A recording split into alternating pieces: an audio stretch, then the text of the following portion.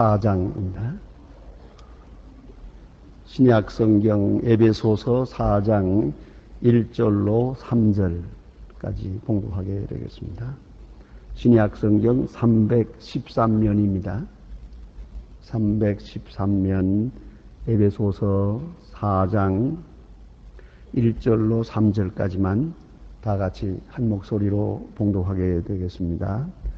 그러므로 주 안에서 갇힌 내가 너희를 권하노니 너희가 부르심을 입은 부름에 합당하게 행하여 모든 겸손과 온유와 오래 참음으로 사랑 가운데 서로 용납하고 평안에 매는 줄로 성령이 하나 되게 하신 것을 힘써 지키라. 아멘. 에베소서를 지금 공부하고 있습니다. 그 중에 오늘 12번째 강해가 되겠습니다. 사도 바울의 편지가 전반적으로 다 그러합니다. 전반 부분이 교리 부분이고 후반 부분이 윤리 부분입니다. 이것은 매우 중요합니다. 무엇을 믿느냐 하는 것이 먼저요. 어떻게 행하느냐 하는 것이 뒤에 있는 것입니다. 무엇을 어떻게 믿고 있느냐 하는 신앙적 문제가 근본적이고요. 그 믿음이 바로 설 때 그 다음에 그 믿음을 가지고 우리는 어떻게 살아야 하겠는가 하는 문제를 뒤에 생각하게 되는 것입니다. 이렇게 해서 교리의 문제와 윤리의 문제, 언제든지 이렇게 둘을 함께 취급하면서 전반 부분에서 교리를 말하고 후반 부분에서 윤리를 말합니다. 그것이 바울의 편지 혹은 그의 서신에 나타난 구조입니다. 오늘 마찬가지로 1장으로부터 3장까지는 교리에 대한 말씀이 있습니다. 그래서 영원한 진리, 그리스도인의 신앙의 내용을 설명합니다. 하나님의 경륜 속에 그리고 교회가 무엇이냐 하는 데 대한 그 존재와 그 기능과 그 목적에 대해서 그런 신비로운 말씀들을 많이 설명해 주셨습니다. 이것이 믿는 바입니다. 교리에 대한 것이고, 이제 4장으로부터 나가면서는 그 하나님의 구원의 경륜, 또 구원의 목적에 따라서 우리에게 맡기신 사명이 뭐냐, 또 우리가 해야 될 일이 무엇인가 하는 것을 우리에게 설명해 주고 있습니다. 그 중에도 오늘 본문에 나타난 1절로 3절은 그 모든 것을 통과하는 프린시플, 아주 원리적인 말씀을 오늘 말씀하고 있습니다. 중심이요, 핵심이요, 총론적이요, 원리적인 그런 말씀을 우리에게 보여줍니다. 오늘 본문의 총 주제는 이렇습니다. 하나 되게 하신 것을 힘써 지키라. 하나 되게 하신 것을 힘써 지키라. 이것이 우리에게 주는 교훈입니다. 하나 되게 하신 것, 깊이 생각해야 합니다. 이게 하나님의 뜻입니다. 하나 되게 하신 것, 하나 되게 하고자 하는 것이 하나님의 뜻입니다. 하나님과 우리 인간이 하나 되고요. 이웃과 이웃이 하나 되고요. 특별히 내 마음속에 항상 두 마음이 있습니다. 이것이 믿음 가운데서 하나가 됩니다. 그래서 하나 되게 하신 것, 그것을 지켜가는 것이 그리스도인의 신앙생활이다. 한마디로 이렇게 말할 수 있겠습니다. 이 세상은 분열이 많습니다. 그래서 나라와 나라와 더불어 싸우고 민족과 민족과 더불어 싸우고 요새는 또 있는 자와 없는 자, 뭐 또 가진 자와 못 가진 자, 높은 자와 뭐 낮은 자, 계속 싸움이 있습니다. 이 싸움이라고 하는 이 관계는 하나님이 기뻐하시는 게 아닙니다. 더욱이 중요한 것은 우리 마음속에 싸움이 있습니다. 높은 마음, 낮은 마음, 교만한 마음, 겸손한 마음, 그 끝없는 욕심과 나의 진실, 허세와 나의 겸손이 계속 싸웁니다. 이 부단한 싸움. 그러나 하나님의 뜻하신 목적은 원네스, 하나 되는 것입니다. 꼭 하나가 되어야 한다 하는 말씀이 옵니다. 그리스도 안에 하나님의 뜻 안에서 하나가 되기를 하나님은 원하고 계십니다. 그런데 우리가 알아야 될 중요한 문제가 있습니다. 하나 되게 하신 것, 그것을 지키라 그랬어요. 엄격히 말하면 우리더러 하나를 만들어라, 그런 얘기는 아니에요. 하나 되는 이 엄청난 일을 우리 인간에게 맡겨주고 계시는 게 아닙니다. 우리더러 하나 만들어라. 야, 너희들이 잘해서 하나 되게 하라. 화해하라. 하나 되라. 그런 명령의 말씀이 아닙니다. 깊이 생각해야 합니다. 하나 되게 하신 것, 하나님이 원리적으로, 벌써 근본적으로, 본질적으로 하나 되게 했어요. 그것을 우리가 이제 현실 속에서 지켜가는 것이에요. 그걸 잊지 말아야 합니다. 그러니까 쉽게 말하면 벌써 하나야예요. 그런데 우리는 하나가 아닌 줄로 착각을 하고 있거든요. 그런 거로 잘 깨달아 보라. 하나라는 걸 알고 하나 되라 하는 얘기죠. 자, 이제 설명한다면 그렇습니다. 이제 근본적으로 하나가 아닙니까? 우리 나아같이 아담의 후예예요. 하나님께서 창조하셔서 우리가 있습니다. 우리는 다 피조물입니다. 하나님은 창조주요, 우리는 다 같이 피조물이요. 피조물이라는 입장에서 하나예요. 본래적으로 하나입니다. 세상에 태어나는 모습으로도 똑같은 이미 하나입니다.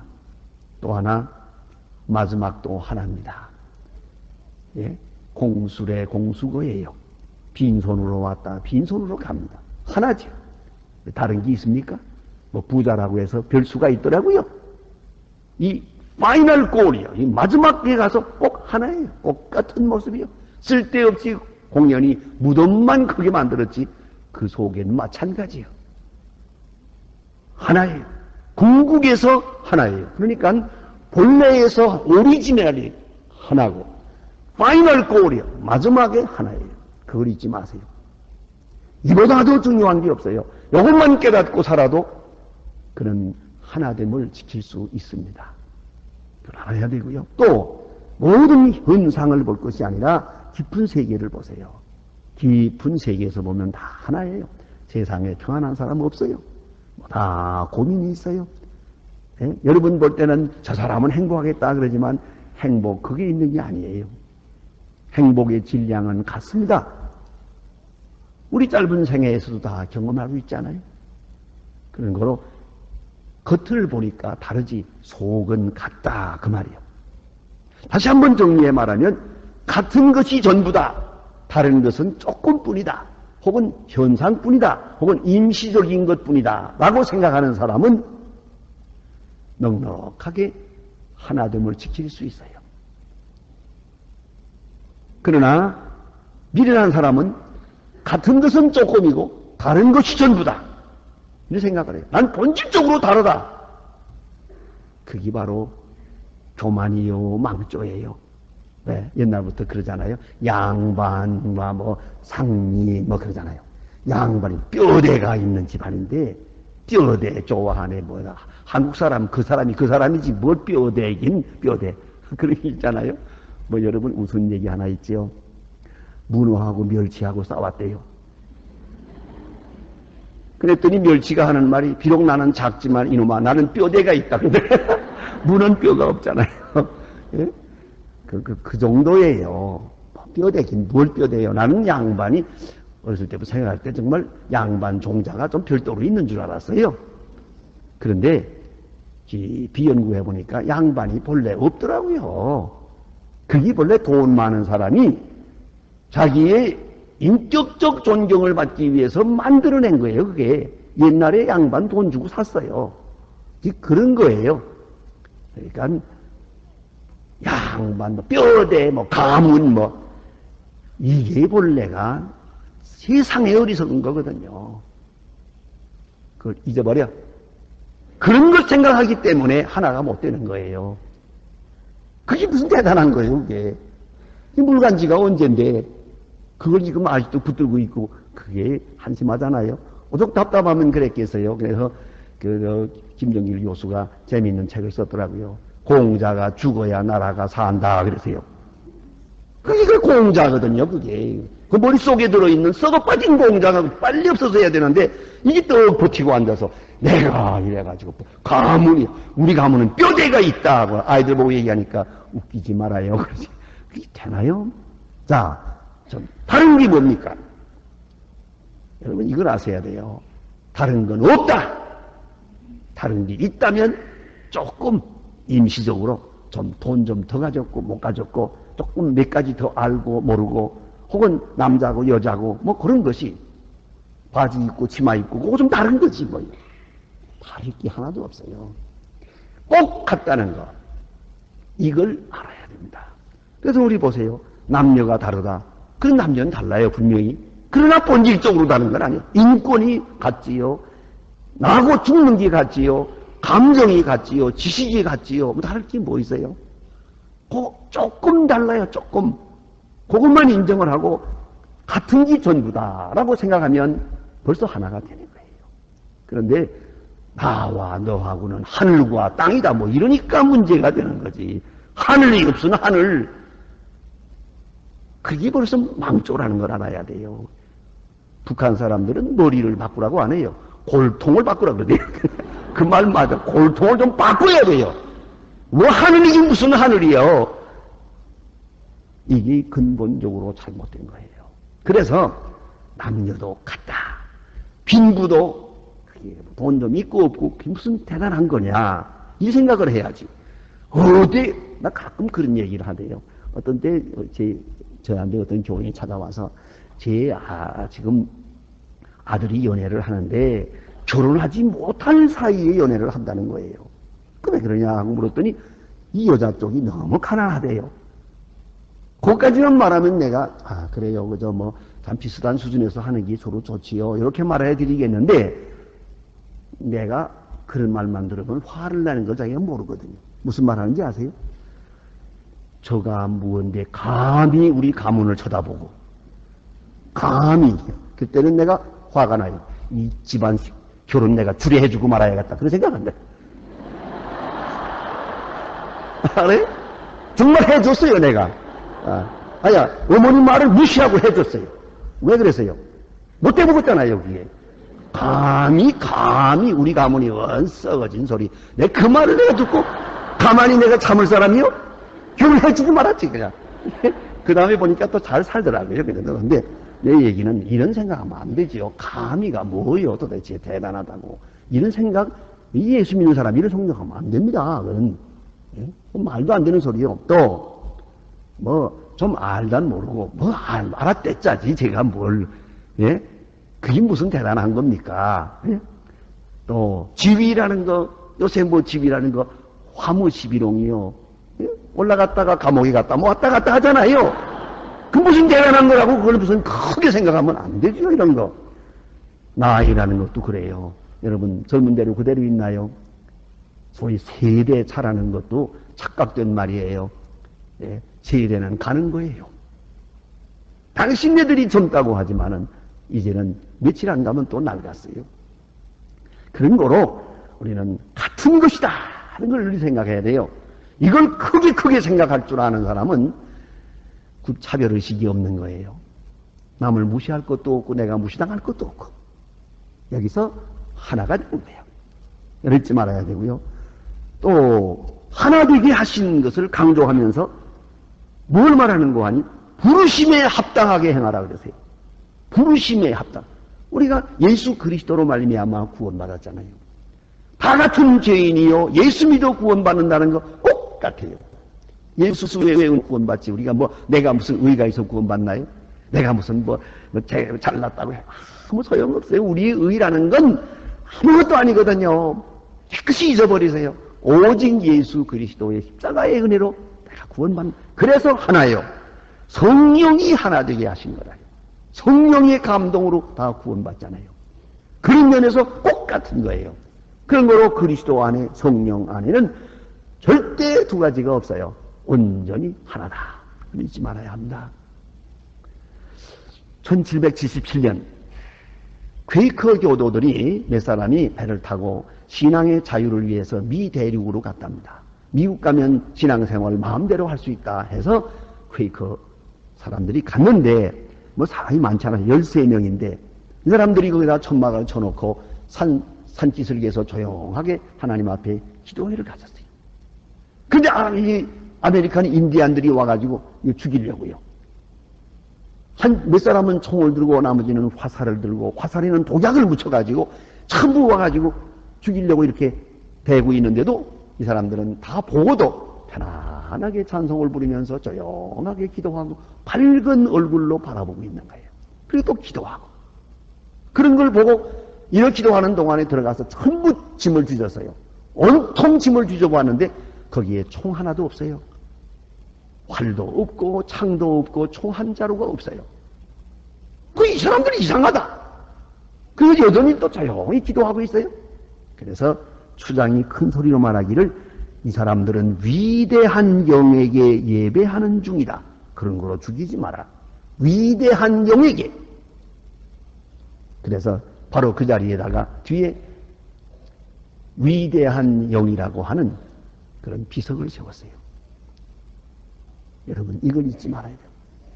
위대한 영, 성령의 감화 안에 있을 때 여기는 원수도 없어요. 다 하나님. 이게 하나 되게 하신 거예요. 자, 그리스도께서 하나 되게 하셨고 성령이 하나 되게 이미 하나 되게 하셨어요. 다 만들어 놓았어요. 이제 우리는 그 하나 되게 하신 것을 지켜가야 할 의무가 우리에게 있는 것이다 하는 말입니다. 자, 그러기 위해서 오늘 본문에는 기독교의 가장 중요한 4가지 덕을 말합니다. 하나 되는 비결입니다. 하나 되는 비결, 그리스도인의 최고의 덕 4가지. 바로 겸손, 온유, 인내, 사랑. 이 4가지를 말합니다. 이 겸손이라는 휴밀리티라고 하는 것은 기독교인의 덕의 첫째입니다. 여기에 타페노 프로세네라고 하는 이 긴 말은 아주 대단히 중요한 의미를 가집니다. 사실 이 겸손이라는 것은 진실이라는 말과 통하는 말입니다. 왜냐하면 교만할 만한 이유가 하나도 없으니까요. 진실이 겸손이요, 겸손이 진실이에요. 그런데 특별히 이 겸손이라는 말은 기본적으로 뭘 말하는 거 아니? 자기에 대한 지식, 자기 지식으로부터 자유하는 겸손이 필요합니다. 그 말은 무슨 말인 거 아니? 자기를 스스로 어떻게 평가하느냐는 거죠. 요새는 무슨 공주병 그런 얘기 합시다마는 내가 나를 어떻게 생각하느냐는 거죠. 내가 어떤 존재로 생각하느냐, 그것이 문제예요. 그래서 자기 자랑, 자기 우상, 자기 우월감, 그리고 자기 철학에 대한 집착, 자기 고집, 이런 거를 버려야 되는 거예요. 이로부터 자유할 때 그게 겸손이에요. 자기 지식으로부터 자유해야 됩니다. 그런데 어때요? 이걸 고집하고 싶거든요. 내가 꼭 옳은 것 같아요. 내가 잘난 것 같아요. 그런 동안은 절대로 하나가 될 수가 없어요. 예? 자기 마음을 완전히 비워야 돼요. 자기를 비워야 겸손할 수 있어요. 그래서 결혼 주례할 때마다 제가 꼭 그러잖아요. 예? 교만한 자는 사랑할 줄도 모르고 사랑받을 줄도 모른다. 그런 거로 둘이 살면서 네가 잘났느니 내가 잘났느니 네 머리가 좋으냐 내 머리가 좋으냐 그딴 소리 하지 마라. 그저 겸손하게 마음을 비우라. 마음을 비우는 거예요. 자기에 대한 것을 아주 깨끗이 비워놓아야만 하나 될 수가 있어요. 또 하나는 진실한 겸손은 자기 기준에 매이면 안 됩니다. 가끔 우리는 이런 경우가 있어요. 무슨 일을 할 때 잘못되면 인간인 고로 생각하죠. 인간인 고로 해놓고는 뭐 이렇게도 정당화하고 저런 일도 뭐 그럴 수밖에 없지 않느냐 이렇게 합법화하려고 듭니다만은 이게 잘못이에요. 그럼 어디다 기준을 맞춰야 되느냐? 그리스도인의 겸손은 예수 그리스도에게 초점을 맞춰야 돼요. 그래서 생각해 보세요.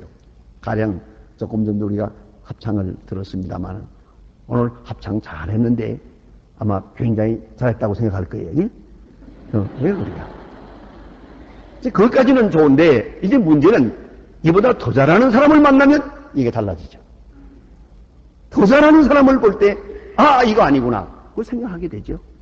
또 피아노를 치는 사람도 내가 잘 친다고 까불지만은, 진짜로 잘 치는 사람 딱 보면, 아이고, 이게 달라지죠. 또 때로는, 아이, 우리 가정에도 감히 그러대요, 보니까. 우리 아이가 천재예요, 피아노를 잘해요, 첼로를 잘해요, 그러잖아요.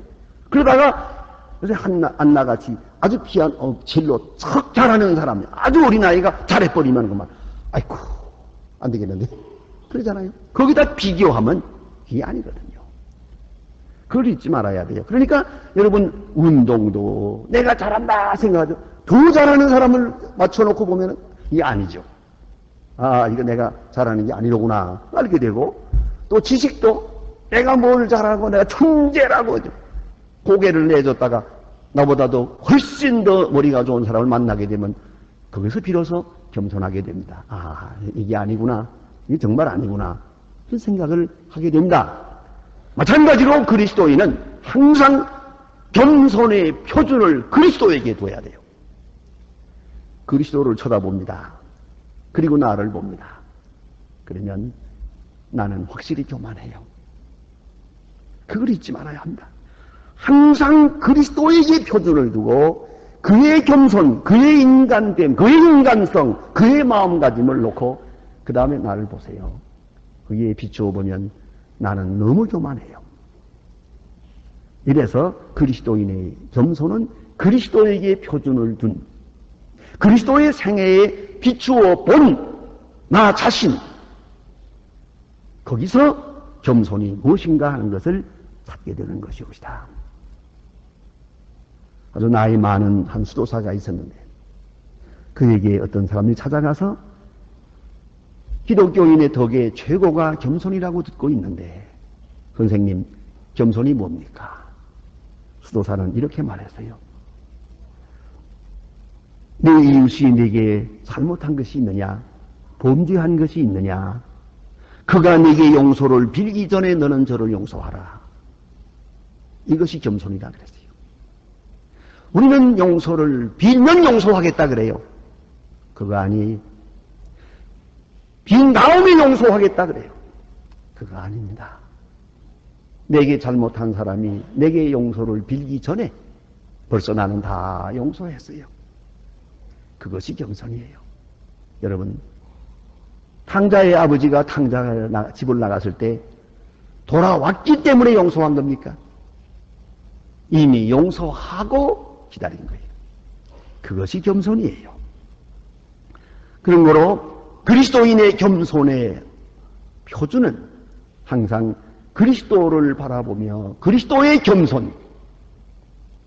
빌립보 2장 7절에 너희는 이 마음을 품으라 곧 예수 그리스도의 마음이니, 그리고 하늘 보좌를 내놓고 땅에 오신 분, 종의 형체를 입어 십자가에 돌아가신 분, 거기서 그리스도의 겸손을 확실하게 설명합니다.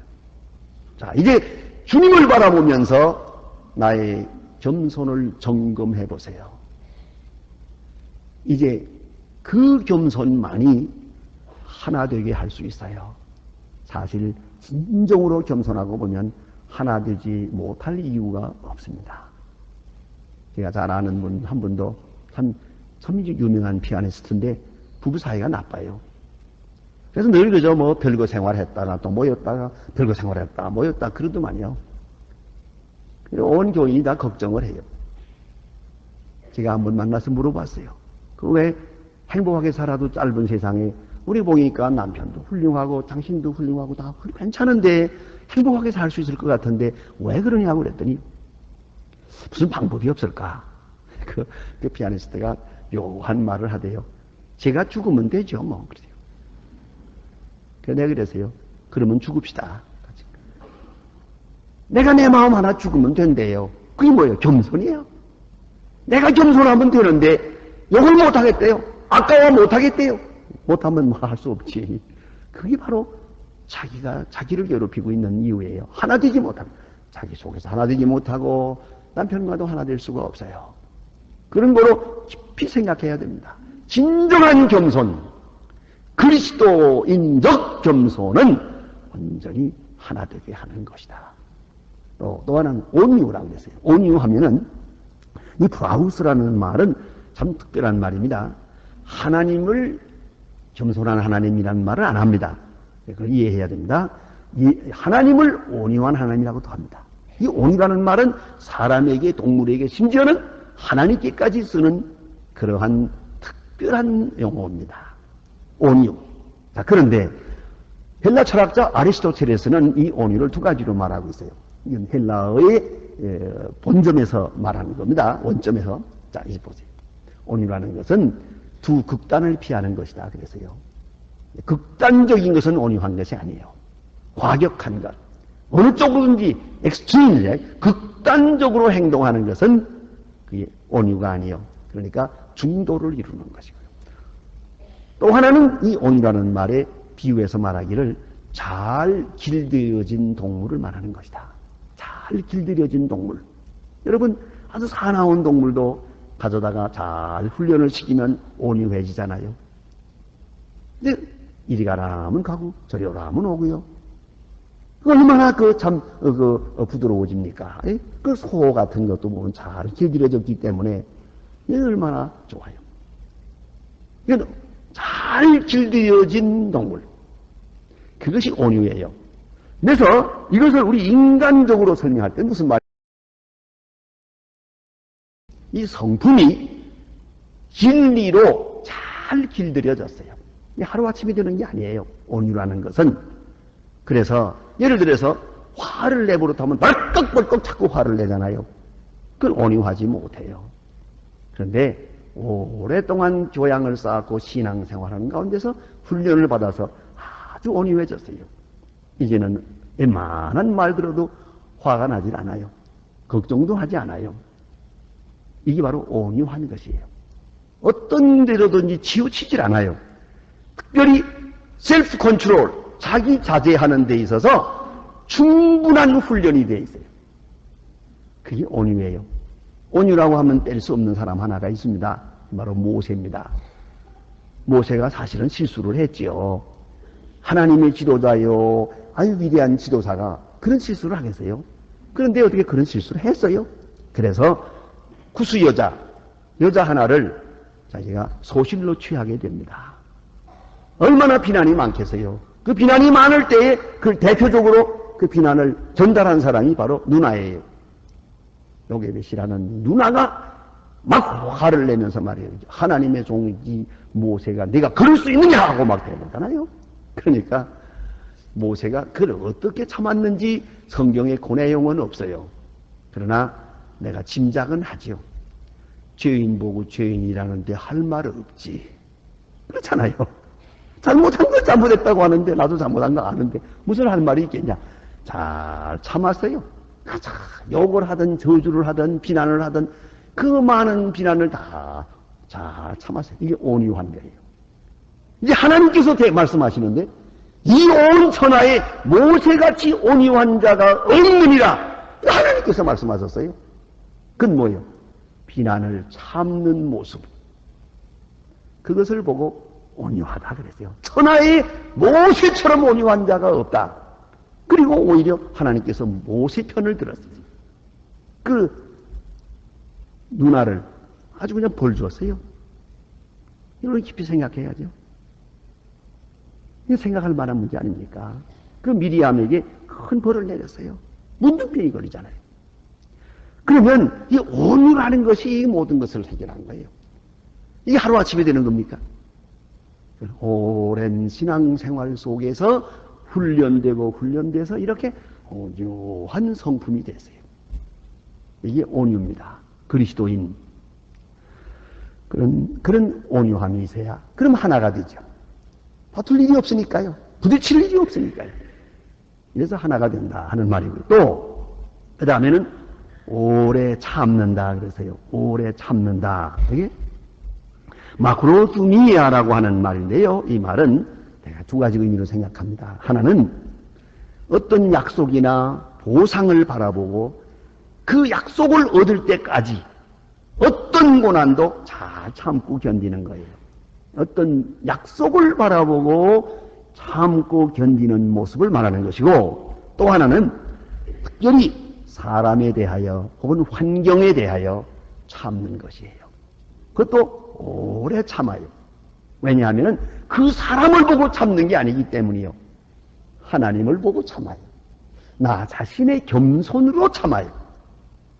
그러니까 누가 비난을 하든 말든 내가 그 사람 잘 되고 못 되고 내 심판할 마음 없어요. 나와 하나님과의 관계가 중요하니까 잘 참아요. 이래서 신앙적으로 참는 거예요. 특별히 인간관계 속에서 잘 참아요. 성경에 나타난 예로 볼 것 같으면은 특별히 유명한 얘기가 있잖아요. 예, 맞아. 예수 그리스도께서 사도 바울을 참아 주었어요. 그가 예수 믿는 사람들을 핍박하며 다메섹으로 예수 믿는 사람들을 잡으러 갈 때 다메섹 도상에서 길을 딱 막았어요. 어찌하여 나를 핍박하느냐 그랬죠. 당장 그 자리에서 벼락을 내려치지 않았어요. 그게 예수님께서 사도 바울을 참아주신 거예요. 그렇기 때문에 바울은 늘 말해요. 내가 하나님과 원수 되었을 때 그가 나를 사랑했다고요. 예? 참아주었어요. 우리 사람에 대해서, 인간관계에 대해서, 또 환경 변화에 대해서 참아야 되는데 그 참는 그 뿌리가 어디예요? 근본 정신이 어디 있는 거 아니? 내가 하나님 앞에 선 모습을 생각합니다. 그러면서 사람에 대해서 잘 참습니다. 특별히 베드로가 예수를 3번이나 모른다고 하죠. 그러나 예수님께서는 잘 참았어요. 난 그 참은 걸 이렇게 생각합니다. 갈릴리에 물고기 잡으러 갔을 때 예수님께서 베드로를 만나가지고 딱 한마디만 했으면 어떻게 될까? 그저 죽기가 무서우면 한번 모른다고 하면 되지. 뭘 맹세까지 하고 조주까지 하냐. 예수님께서 딱 한마디만 했더라도 베드로는 영영 멀리 가고 예수님의 제자가 되지 않았을 겁니다. 전혀 과거를 묻지 않았습니다. 내가 깨어 기도하라 할 때 왜 기도 안 했냐? 그러므로 네가 나를 모른다고 하지 않았느냐? 이렇게 비판하고 들어갔다면 베드로는 예수의 제자 됨을 사양했을 것입니다. 그런 거로 생각해야 돼요. 여기에 오래 참음이라는 것은 비판도 없고 책망도 없습니다. 아무 말도 없습니다. 오래 참습니다. 또한 그 모든 허물을 다 덮어줍니다. 재미있는 일화가 있습니다. 알렉산더 대왕이 전쟁에 나가서 이렇게 싸움을 많이 했기 때문에 얼굴에 상처가 있답니다. 그런데 화상을 그리는 사람들이 그림을 그려야 하는데 그걸 빼고 그리면 가짜고 그걸 상처까지 그리면 보기 흉하잖아요. 이것 때문에 그 그림 그리는 사람들이 아주 핍박을 많이 받았어요. 아주 어려웠어요. 그런데 지혜로운 사람은 이렇게 하고 앉아있는, 그 손을 대고 앉아있는 그걸 다 그랬단 말이에요. 상처를 더 이렇게 가리우고 말았어요. 바로 그런 마음이요. 그 상처를 보지 않아요. 남의 잘못을 보지 않아요. 그것이 참는 거예요. 비판하고, 떠들고, 심판까지 하고, 조주까지 하고, 그리고 참는 게 아니에요. 참음이란 바로 여기에 있어요. 오래 참는 것이다. 신앙적으로 참는 것. 그럴 때에 하나가 될 수 있어요. 또 하나는, 네 번째는 사랑입니다. 특별히 헬라어에서는 사랑은 네 단어를 강조합니다. 하나가 아가페라는 성경에 많이 나타나는 아가페. 그 다음에는 에로스라는 게 있어요. 이것은 그리워하는 사랑이에요. 나 중심에서 잡아당기는 동경적 사랑이에요. 성취적 사랑입니다. 에로스, 에로틱 하는 그런 말을 쓰는 거죠. 에로스. 필리아라고 하는 사랑이 있어요. 이거는 친구지간의 사랑이에요. 스톨게라는 것은 부모와 자식 간의 핏줄기가 이어지는 사랑이에요. 그래서 아가페, 에로스, 필리아, 스톨게 이 네 가지가 있는데 오늘 여기서 강조하는 것은 아가페입니다. 아가페의 그 원뿌리는 예수 그리스도에게 있고 하나님께 있습니다. 이 해석은 이렇습니다. 지난주일에 말씀드린 것처럼 그리스도께서 말씀하시기를 내가 너희를 사랑한 것 같이 너희가 서로 사랑하라. 아가파테 알레누스. 너희가 서로 사랑하라. 내가 너희를 사랑한 것 같이 바로 이것이 아가페예요. 그리스도께서 우리를 사랑하신 그 내용이 무언가를 생각해 보면 아가페가 무엇인지를 알 수 있습니다. 자, 이 아가페 속에 완전히 하나가 되는 것이죠. 그러니까 하나가 되려면 겸손하고, 하나가 되려면 온유하고 오래 참고 사랑하고, 이럴 때에 하나됨을 지킬 수가 있는 것이에요. 하나됨을 완전히 지켜갈 수 있어요. 우리는 하나 되려고 하는 쓸데없는 노력을 많이 합니다. 하나 되자고 외치기만 합니다. 그러나 그것으로 하나가 되는 건 아닙니다. 하나 되는 길은 바로 여기에 있습니다. 그리스도인의 이 네 가지 덕을 지켜갈 때 원리적으로 근본적으로 그리스도께서 성령을 통하여 우리에게 이미 이루신 하나됨을 지켜가게 되는 것이옵니다. 기도하십시다.